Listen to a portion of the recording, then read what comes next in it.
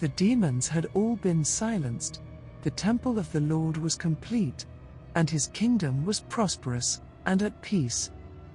He was wealthier than any king before his time, blessed with unfathomable wisdom, and given power beyond mundane comprehension. The Spirit of God was with him, and he had dominion over all the spirits of the air, on the earth, and under the earth. What more could King Solomon ask for? All lands, both far and near, were subject to him, and Solomon began taking wives and concubines of his own, from every land.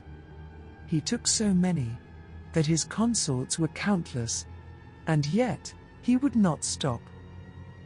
One day, he marched against the Jebusians, and there he saw a fair dame, called Jebusian, the daughter of a man, and fell violently in love with her, desiring to take her as his wife, in addition to his many others. He came to the Jebusian priests, who were priests of Moloch, and said to them, "Give me the Shulamite as a wife." But the priests of Moloch said to him, "If you love this maiden, go in then, and worship our gods, the great god Raphan, and the god called Moloch." In fear of the glory of God, Solomon would not do as they bade him, and said to them, "I will not worship a strange god. What is this proposal that you compel me to do so much?" And they answered, "It is our custom, laid by our fathers." And when Solomon answered that he would on no account worship strange gods, the priests instructed the maiden not to sleep with him, until he complied, and sacrificed to the gods. Deeply conflicted, the king slowly began to succumb to his lustful desires.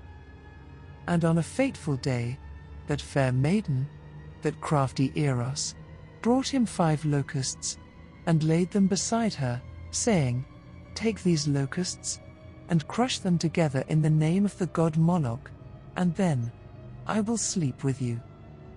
And Solomon did it, the worst thing he and his fathers could ever do.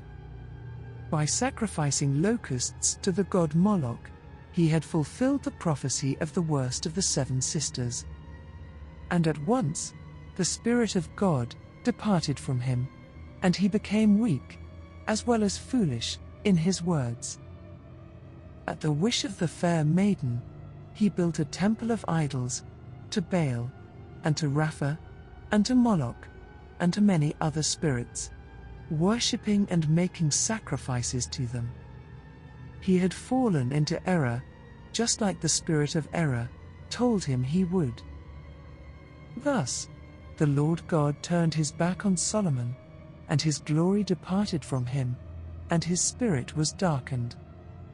The power vested in him was brought to nothing, and he lost his dominion and control over all the spirits of the air, of the earth, and under the earth. They were finally free from his tyranny, and the once greatest king of Jerusalem became an object of ridicule, not only among these spirits, but also among all men, who once held him in high esteem and reverence. What madness could make a man fall so low, as to give up everything of great importance, for something so inconsequential, for pleasure that is fleeting? And so it came to pass, that the words of the great Asmodeus, and of the 7 star sisters, and of the powerful triple goddess, Enepsigos, had all been fulfilled. Therefore, in his last days, Solomon wrote out this testament, so that whoever saw it may avoid the very mistakes he made, and attend to the last things, and not to the first, so that they may find grace forever and ever.